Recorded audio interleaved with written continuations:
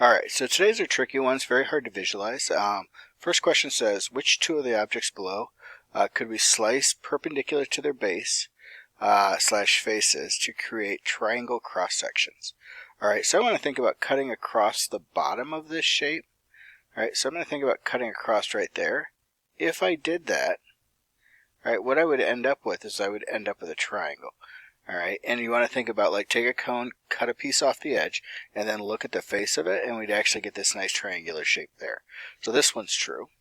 Alright, in this one, if I cut off a slice, in a sense, alright, that would leave me with a rectangular edge. So that one's out. Alright, A was in. That one's out. Cylinder, if I cut off, and I'm going to draw in the circle on the bottom there, if I take one slice of that, I'm going to actually end up with a rectangular flat section if I cut that off. Alright, so this one is out. Alright, and this one we said was out. So we got one in, one out. Alright, now the pyramid, we've got really two choices. We could cut this way. Alright, if I did that, I'd have a trapezoid type shape, which isn't what we're looking for. But if I slice so it hits the base like this, alright, now what I end up with is I end up with a little triangular cross section. And that would happen all the way through the object. So D is our other correct choice. Alright, so we're looking at A and D on that one. If I go to the next one, it says, what are the two shapes of cross sections we could create by slicing the cone diagonal to the base? Alright, so if we have the base there, one option is we could take a plane and slice through so that we hit on the base and it was parallel to this outside edge. Alright, so if I did that, what I would end up with, and I'd actually end up with, let me draw on the inside of the circle base, alright, is I'd end up with a U shape on one side, and then across the bottom I'd end up with a flat edge. Right? So that looks like this. Now, that's only true if we're cutting through perfectly parallel to this side or to one of the sides. All right. If I tip that a little bit, we actually get a different picture. So let me erase that. So I want to think about cutting through like this. All right. If I do that, what I'm going to end up with is I'm going to end up with curves on both sides here. All right, think about slicing and looking at it. It's not going to be a perfect circle, but it is going to be something called an ellipse. All right, in Algebra 2, you're going to spend a fair amount of time studying ellipses. It's a very special shape. The only way I get a circle is if I actually flatten this out entirely and just cut straight across. But in that case, it's not diagonal to the base. It would be parallel with the base. So C and D are our two correct choices on that one.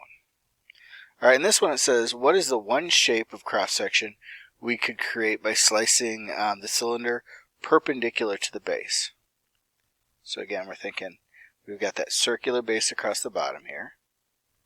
Alright, and I want to cut so that there's basically a straight edge on that. That's going to correspond to one up here. Alright, and I'm going to twist that a little bit so it's a little bit easier for us to see. Alright, so I'm going to cut like this, which means on the top we'd have a similar cut. Alright, and what we'd end up with is we'd end up with a rectangular shape.